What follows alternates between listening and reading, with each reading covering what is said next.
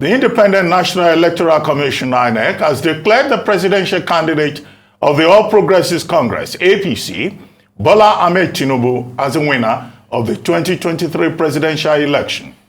The chairman of INEC, Professor Mahmoud Yakubu, declared Tinubu the winner at exactly 4:10 a.m. today in Abuja. The former Lagos State governor polled a total vote of 8,794,726 to defeat his closest rival and the presidential candidate of the People's Democratic Party, PDP, Atiku Abubakar, who scored 984,520 votes, and Peter Obi of Labour Party, who pulled 6,101,533 votes. The presidential candidate of the New Nigerian People's Party, NNPP, Rabiu Kwankwaso, came a distant fourth with a total votes of 1,496,687 votes.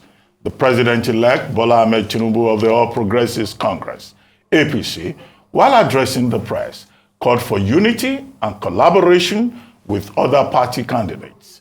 The former Lagos State governor thanked all those who participated in the February 25 election, with particular mention of articulated, obedience, batified, and Kwankwasiya supporters.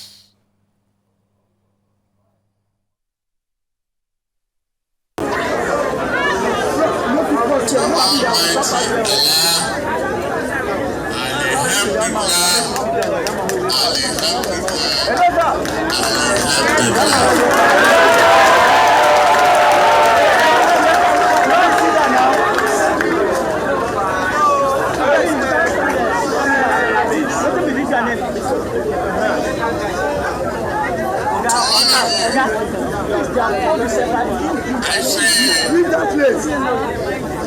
it's not the names to address the party members and leadership. All you can do is, to me, I will do more than that.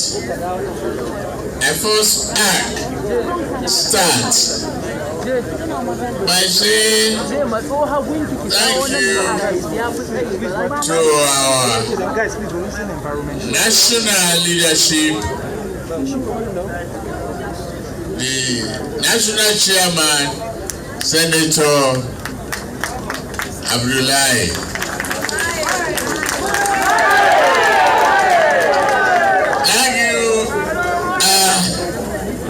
From Senate,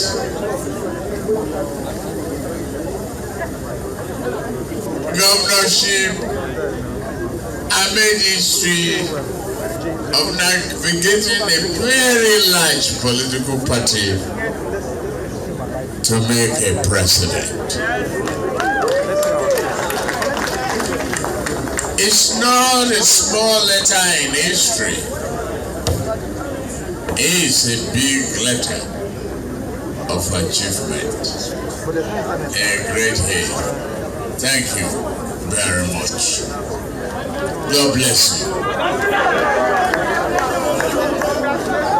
To the entire members of the National Working Committee, and particularly the Secretary of the party, Iyola Omisore, who had worked with him, collecting some funds, doing everything administratively to get us to comply with the requirement of National Electoral Commission. We thank you for a good job done. And you've navigated and taught us kinship to get us to this destination. The ship did not sink or waver. We anchor well. on the President-elect Bola Ahmed Tinubu.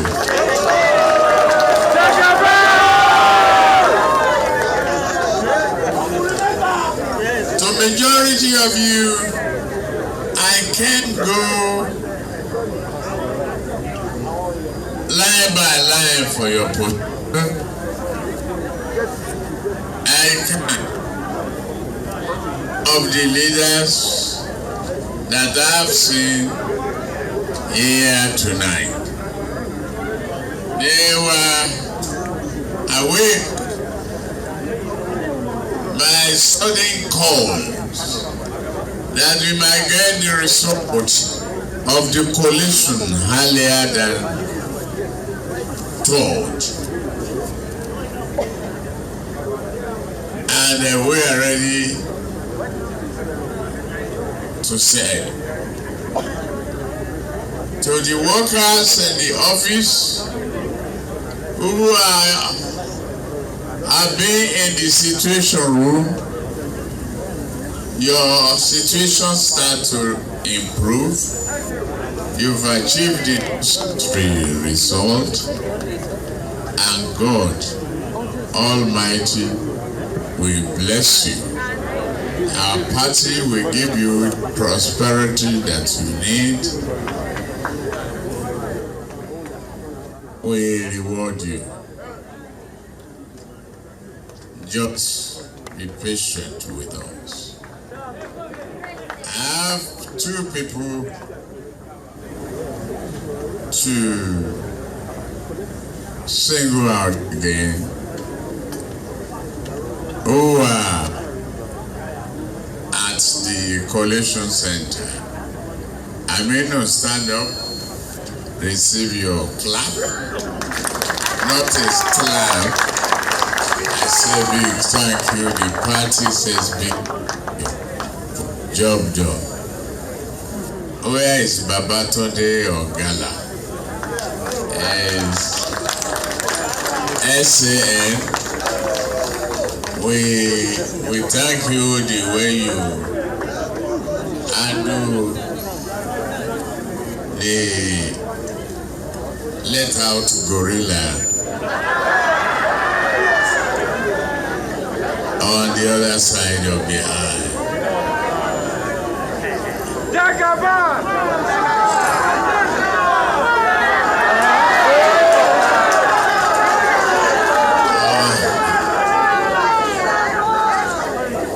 We have to wrap a little bit, I mean. But tonight is the night of friendship. We like what you did, and we like the professionalism, the manner and the way you handled your son. To our party, I can't believe this many people will still be up at this night.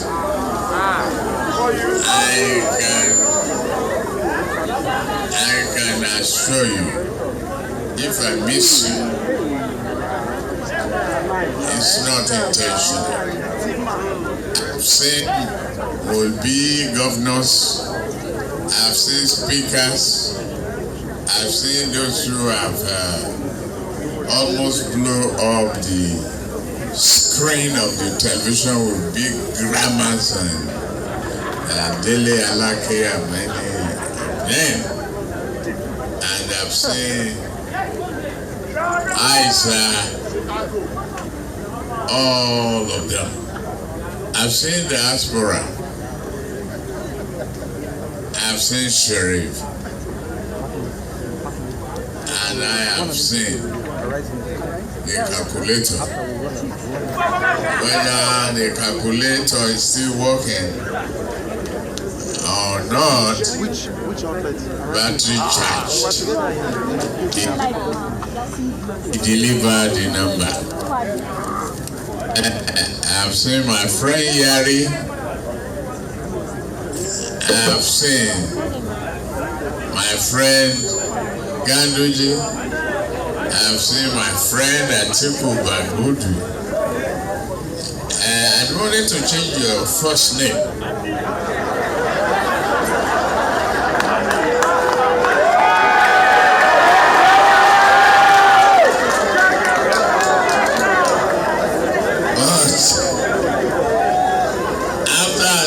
interesting appeal, and because it will take a longer time to process the change of name for my sisters and my daughters with you. So I leave it, but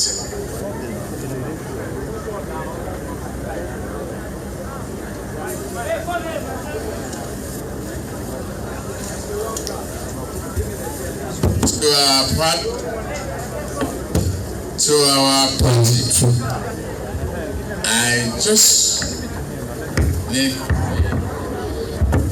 thank you. We have made a promise to the country. We have rewritten the map of Nigeria. They've punched us in the sea, and the night we were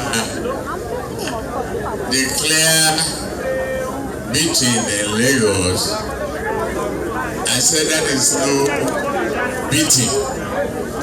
That is a temporary setback that a politician must experience. And hence, since then, I really thank my wife standing by me tremendously.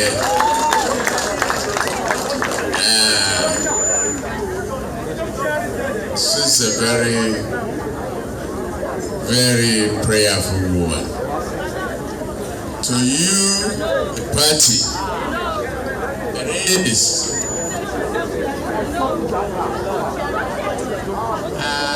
I want to single out for you to learn one thing: conflict and conflict resolution mechanism, by the example of 3 people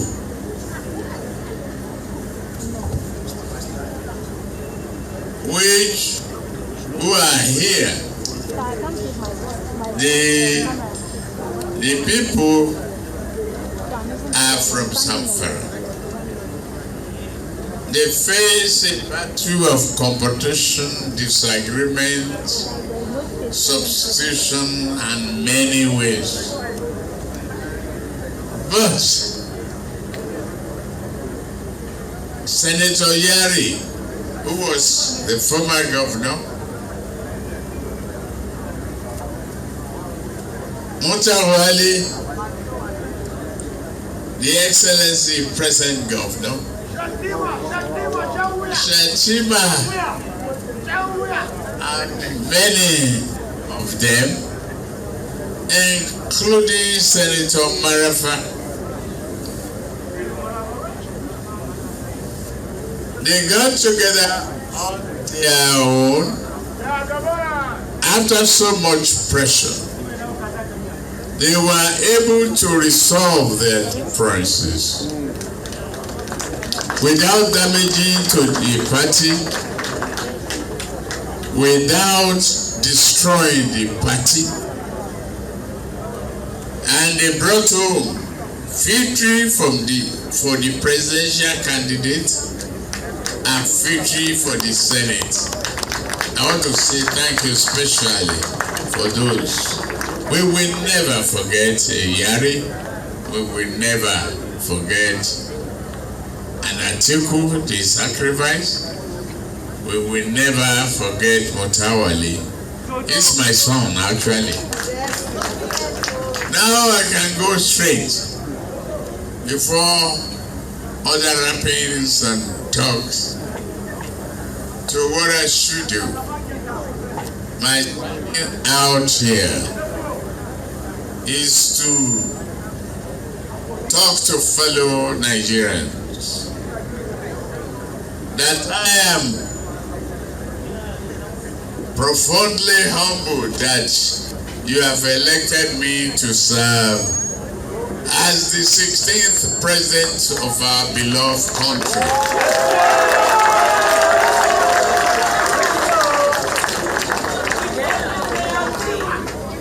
This is a shining moment in the life of any man and affirmation of our democratic existence.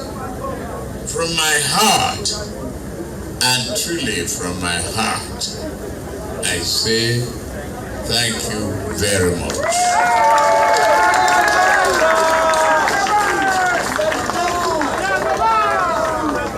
How humble could I be if I do a cultural idobale?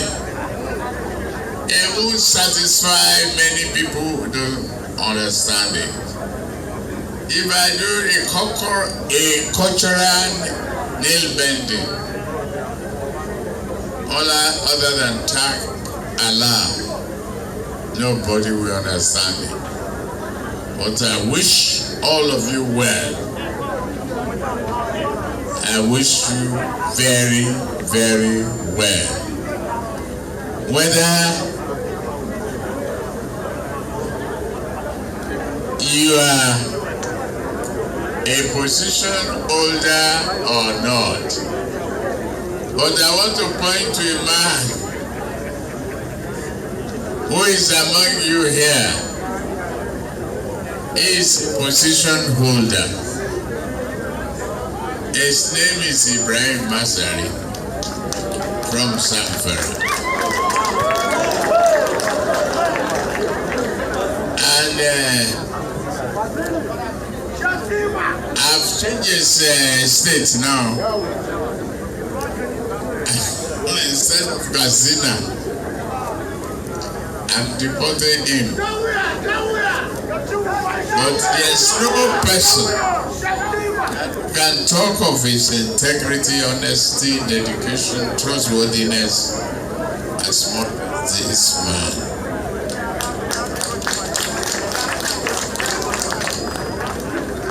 He was carrying vice president in my name.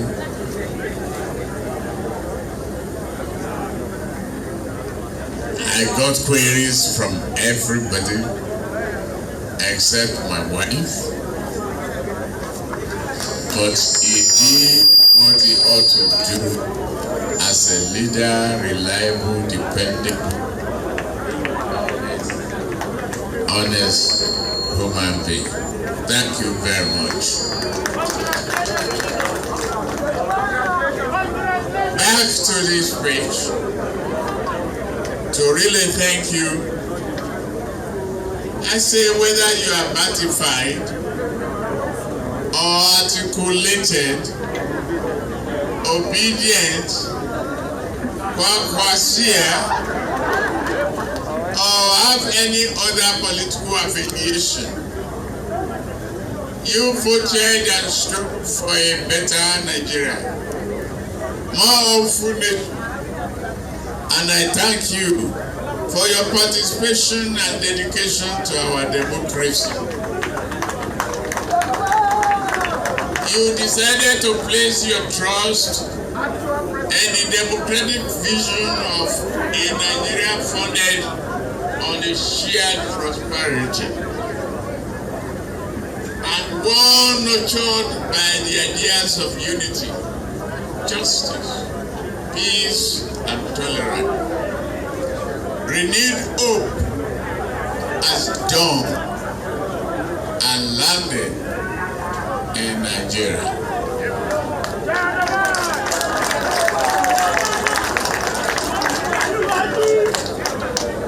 I represent that promise, and with your support, I know that promise will be fulfilled. You will, and we will achieve it together. I commend INEC for running a credible election, no matter what anybody says. It is. I never see any of you who did not make either arithmetic mistake or grammatical error in their classes, not to talk of the lapses. Few lapses that were reported were relatively few in number and were immaterial to the final outcome of this election. Let's be realistic. But is the underlying report reliable? Yes. I say so. International community says so. And the arithmetic says so.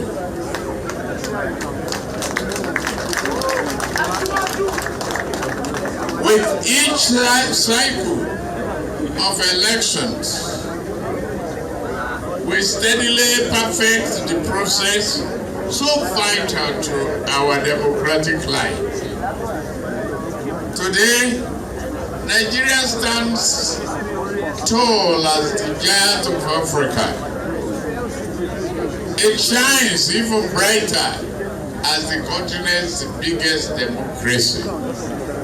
You should be proud of that. Not dot, that, or then because you didn't win the election. You are a patriotic citizen. Be helpful to our integrity, character, and reputation.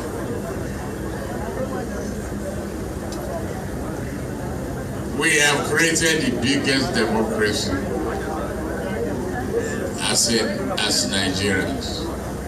We should be proud of that.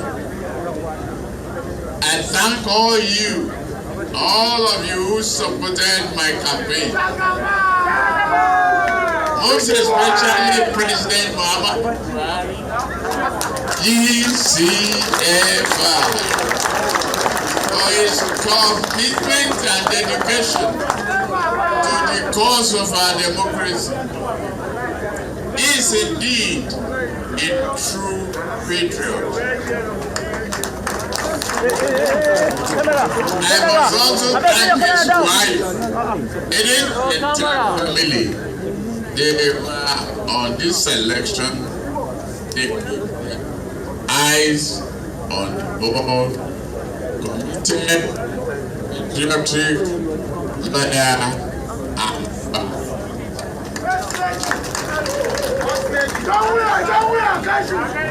I also thank my running mate and the Vice President-elect.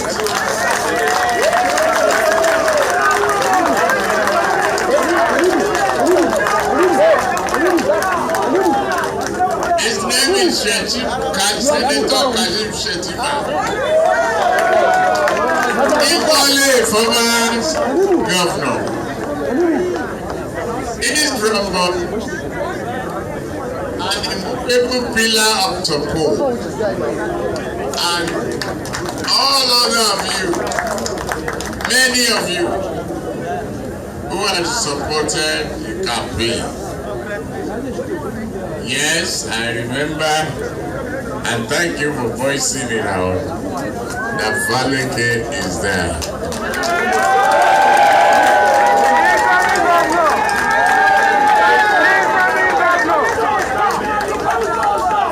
Valeke is an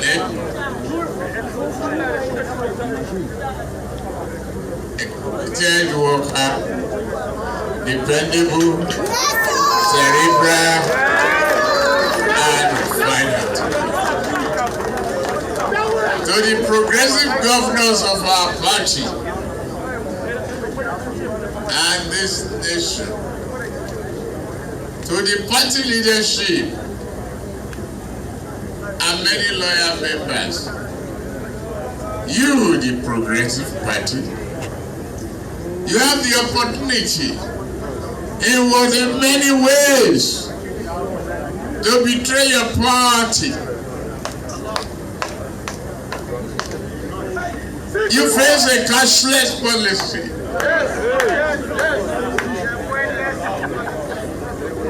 Some of you still owing party agents. But despite that fact, despite the austere pocket, you deliver victory without your dedication. And we're not standing before you as governor and president-elect. You made it possible. Progressive governors.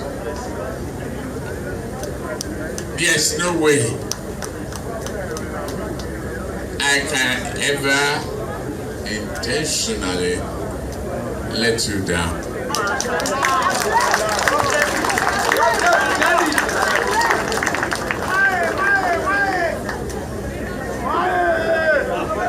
I owe you a debt of gratitude to the entire campaign organization, the women.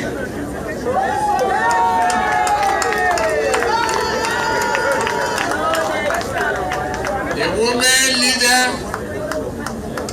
no name, no woman, no nation. No woman, no Nigeria. They did everything possible. Creative, dancing, intelligent discussions, programs of ideology. Things about the health of our nation was a great importance to them. They did a good job, particularly the leadership of the women group. They were equally the highest number of voters dedicated. We must thank them. We must thank them. The entire campaign organization. At the stage they rode a parallel line as women. We arrived at the same destination. Today, we can reap the benefit of it, victory, the joy of democracy, the power of deciding what next. Let me say thank you.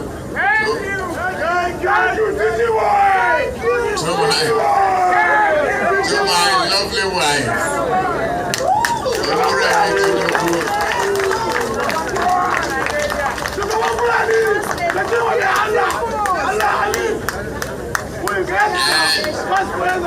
you, the senators, don't expect her back. She's going to be my housewife.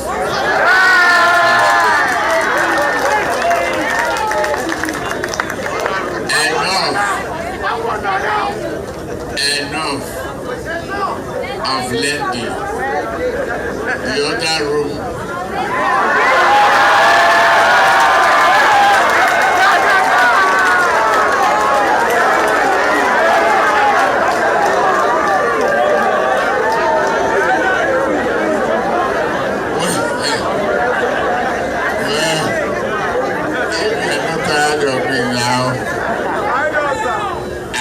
Tired of you.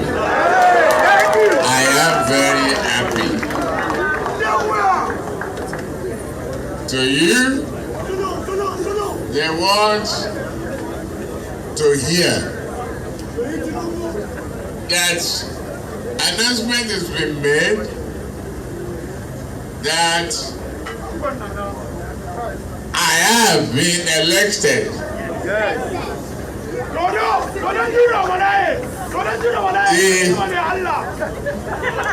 The President of the Federal Republic of Nigeria.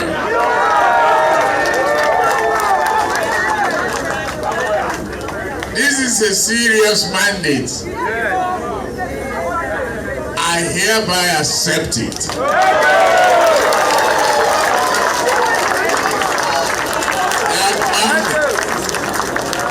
To serve you, be your servant, and not be your leader. To work with you and make Nigeria a great country. I take this opportunity also again to appeal to my fellow contestants to let us team up together.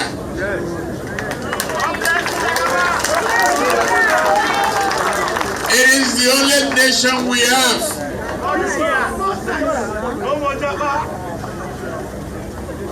It is one country that we must build together. We work together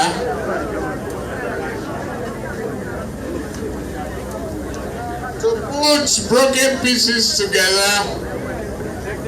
We must work for the unity, happiness, and harmony. We must not act like that orchestra that has no direction of a conductor.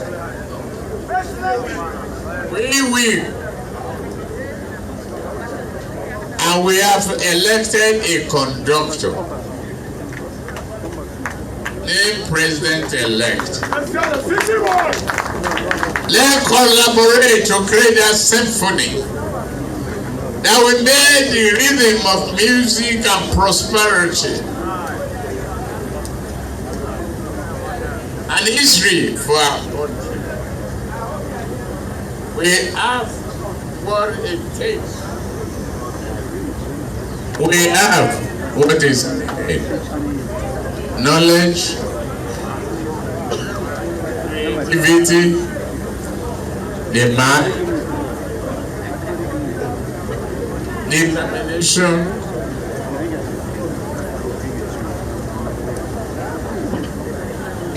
we are the same country performing wonders in other countries. We can do it here. I promise I'll work with you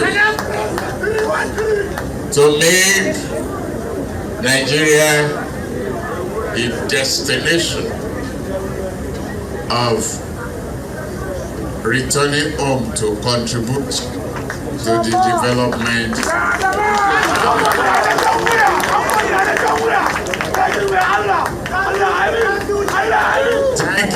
Thank you. The youth are grateful for us. Let me repeat that I hear you loud and clear. What do I say? Loud and clear. Whatever the cost, we are going to chart the path together. We are going to embark on this journey together, united. No one is too small to be creative.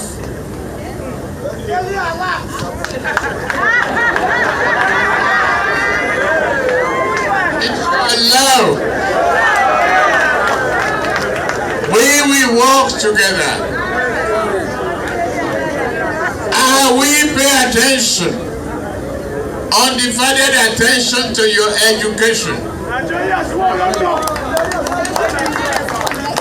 We will be creative. Credit will be available.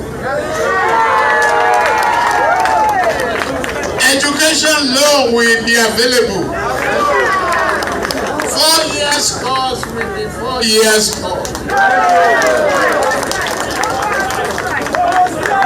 No more strike. Your universities will have their autonomy to be able to upgrade your syllabuses and be creative. No more selling of handouts. They must be authors. They must write and create for the nation.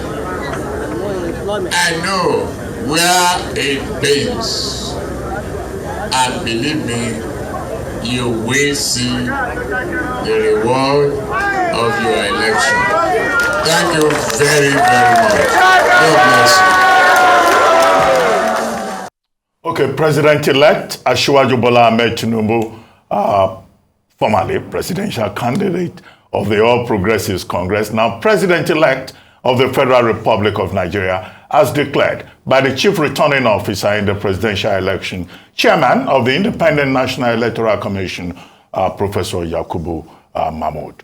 Before now, Emmanuel Efeni, you had commented on the speech by Asiwaju Bola Ahmed Tinubu, but now we seem to have an expanded speech. All of that has been condensed into a script, which is also in circulation, titled An Era of Renewed Hope, which is a throwback to the title of the manifesto of Asiwaju Bola Ahmed Tinubu, Renewed Hope. Now, in the course of that speech, he was full of gratitude, to everyone, coalition officers, party agents, key persons within the campaign process, members of his party, and also to the larger Nigerian community, because he said in that condensed statement that this is a shining moment in his own life and the life of one man who owes everyone a debt of gratitude, and also in the life of our country. He made it very clear that this has been a very credible election, and he commended INEC for doing a great job. But more importantly, he talked about conciliation, reconciliation.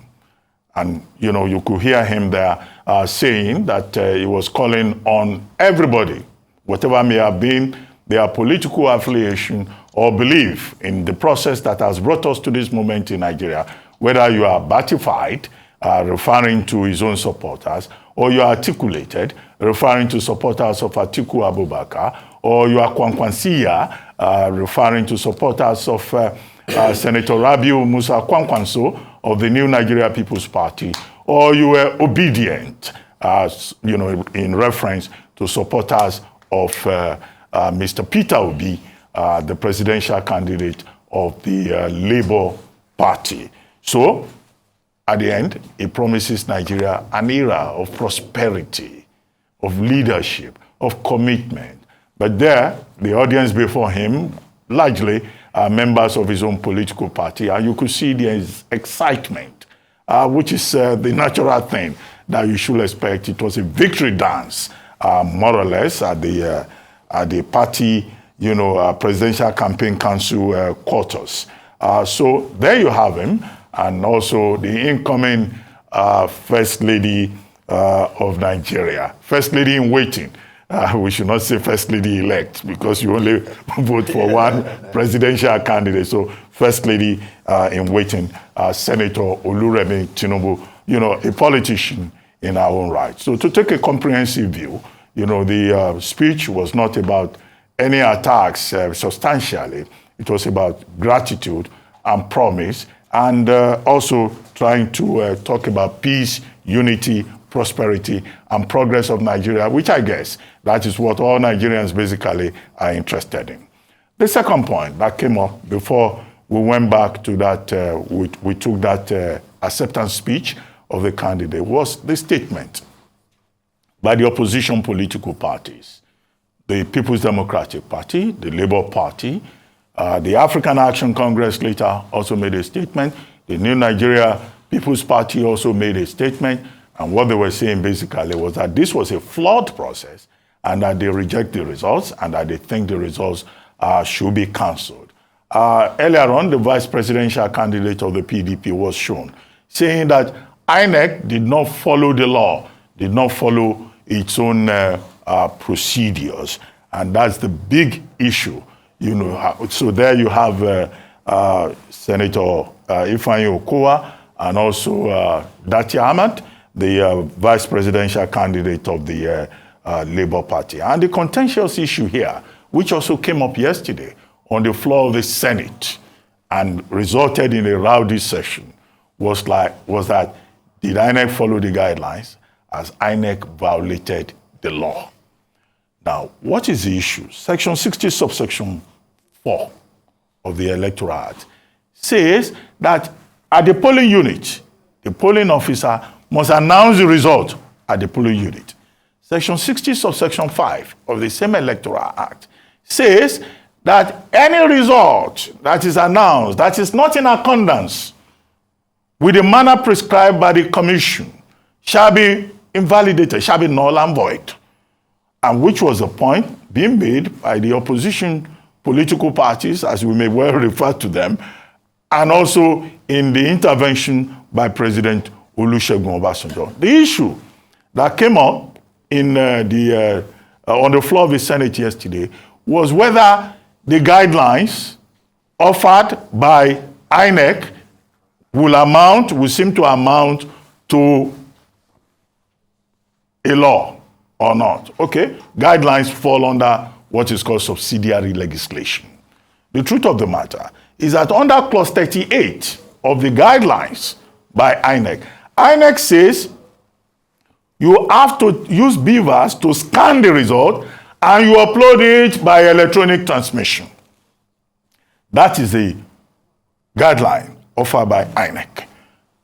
Yesterday we saw a video of the INEC chairman in November saying they have embraced electronic transmission. Festus Okoye, who is the director in charge of voter education, has also said severally that, look, it's electronic transmission that they are adopting. Section 160, subsection 1 of the Constitution gives INEC the powers to establish his own guidelines, yes, make his own laws. Yes. Section 160, subsection 1. Yes.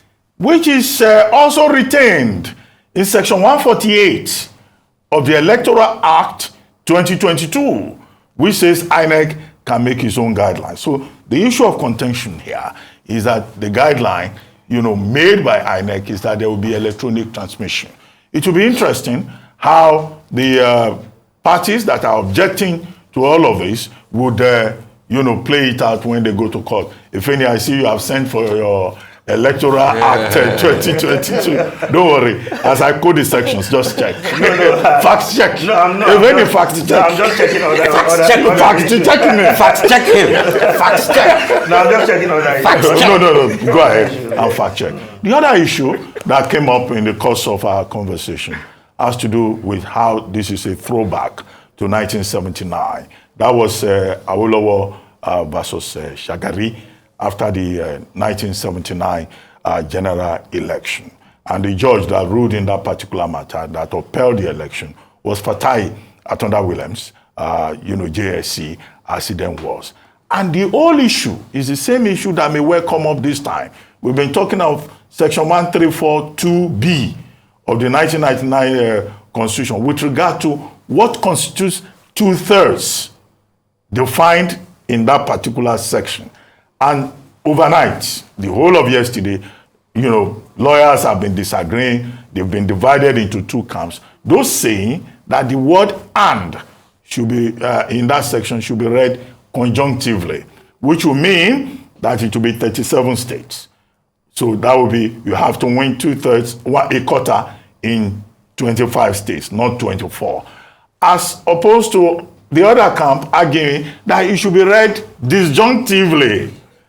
But if you apply the literal rule, because there are rules of interpretation, golden rule, literal rule, mischief rule. So is it the literal rule that should apply here? Should it be the mischief rule? It will appear that what was addressed in the Awolowo case was to look at it and apply the literal rule. So these are issues that the courts may well decide at the end of the day. And it's instructive that in January, early January, Agbakoba SAN had raised a number of questions, 3 questions specifically. He didn't provide answers to the questions that he himself raised. He simply said, I'm a little worried. I'm quoting him specifically now. And he asked the question, what is the import of Section 134, 2B of the Constitution in the light of the Constitution? Does it mean that the Federal Capital Territory is a state? Does it mean that you have to win in 36 states plus Federal Capital Territory? Does it mean that if you don't win, even in the FCT, you can be declared governor? And this was, these are issues that we're likely to see as lawyers go to court to do battle, as they did in 1979 over Section 34A of the Electoral Decree number 73 of 1977. The issue then was Section 34A. Now it's Section 134 2B of the 1999 Constitution. But by way of just summarizing these general submissions, look, in politics, the one lesson that you first learn is that it's better to win first. If you're a candidate in an election, just try and win. Let other people go and complain. Then when we get to the courts, we can slug it out. Okay, the man with the better for Nigerian politics. The man with the better lawyers will come back from the court victorious. So the issue, one of the second lesson also, is that when you find yourself in this kind of situation as a politician, 2 things are likely to play out: political expediency or compromise, or the technicalities of the law. So it will be interesting how Nigeria resolves this conundrum that the country is presented with: political expediency, compromise, or technicalities of the law. But finally, it's one thing to win the election; it's another thing to govern. So legitimacy, that issue also remains. In the eyes of the average Nigerian, do average Nigerians think that they have indeed spoken and that they haven't heard? There are other dimensions. We have so many more hours to look at aspects of this particular issue. But I just thought I should respond to some of the issues you raised, Emmanuel Efeni. So I just wanted to jump on that. For the fact that we know as Nigerian politicians that if you win, you will go to court. And if you have the best lawyer, you argue it in your favor, win first. Does it make it right? If we are sounding off on that, that means, what it means is that we are officially opening the doors of injustice. Because you see, when people do things with dignity, it is because they have a moral compass, not because they do not know that they can do otherwise.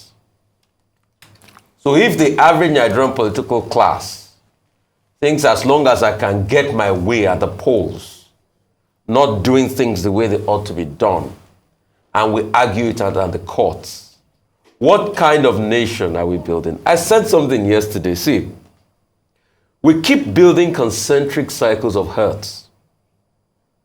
And the fact is, it comes back to haunt you, one way or the other. The laws are the guidelines are there. I am happy, Dr. Abati, quoted Section 160 of the Constitution with that proviso. It wasn't there before, but I think it was under President Goodluck Jonathan that proviso was deliberately put in there. As regards INEC, stated expressly, having the powers to be able to make its own laws without the approval of the president. The section says to regulate its own procedures without the approval of the president. Without the approval. It can regulate its own procedure, regulate itself without the approval. So when people argue that our guidelines laws But Section 160 has said INEC can make its own laws. It doesn't even need the president. And when they argue, what are guidelines? Please, are your Google guideline, your Oxford dictionary, or Cambridge dictionary, or whatever dictionary. Let's look at it there. A literal definition of guidelines. Guidelines are general rules. Let me even check it out, because you see, when we are talking, let's talk emphatically and let's talk with facts. Let's fact check each other. It says guidelines here, the dictionary definition says a general rule, principle, or piece of advice. A general rule, principle, or piece of advice. If people are now arguing that is guideline in law, I want to ask, please, if guidelines is not a law, then why do we even need to collate the results in the first place? Why do we even need to announce the results first at the polling unit? The guideline is a subsidiary legislation. Yes. Given the force of law. Yes. Section 160 of the Constitution. Of the Constitution and Section 148 of the Electoral Act. Thank you for hitting it on the head. That's it. No, I'm even saying for people that are making the street argument that is guideline a law. So if guideline is not a law, why was all the procedures laid down there followed? And can I ask, why was it? It was only the most critical procedure that was not followed by INEC.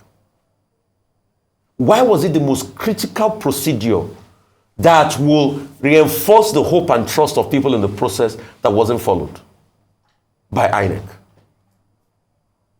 We've been able to establish that the guideline is a law. The question is, did INEC break its own law?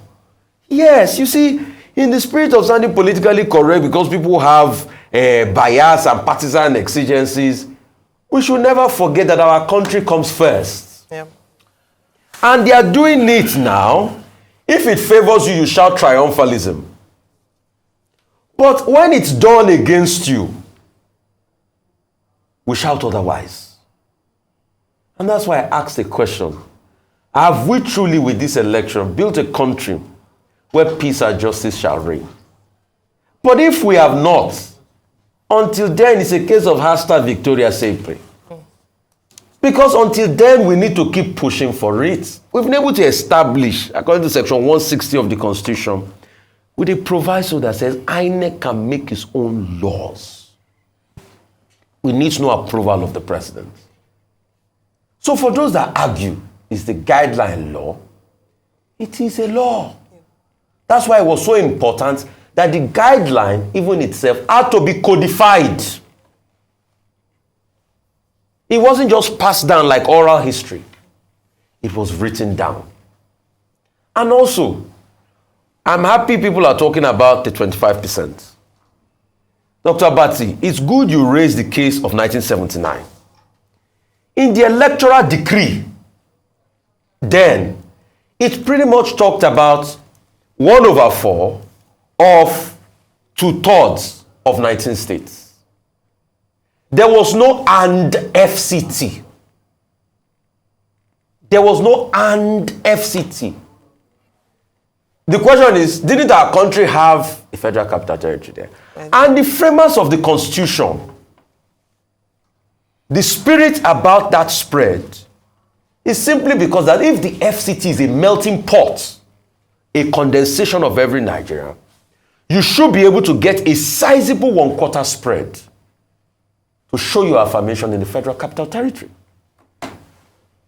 See, America has something they call electoral college. Their electoral college is the spread of numbers allotted to states based on the size. Our own sort of electoral college, please, I'm not saying Nigeria has electoral college, don't misquote me, is our own spread. That is not just the majority votes, but you need to have a spread.